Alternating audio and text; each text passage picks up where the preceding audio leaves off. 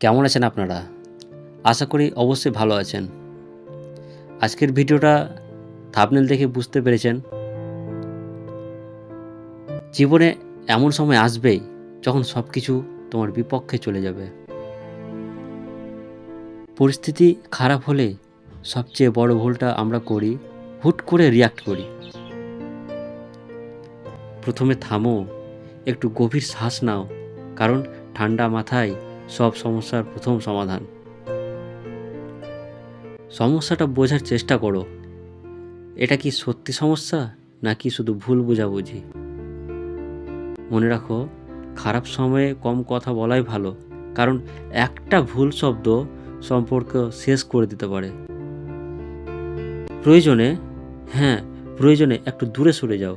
সব যুদ্ধ জেতার জন্য লড়তে হয় না।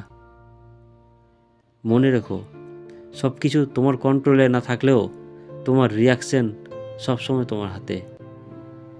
নিজেকে শক্ত রাখো, সব ঠিক করে দেবে সময়।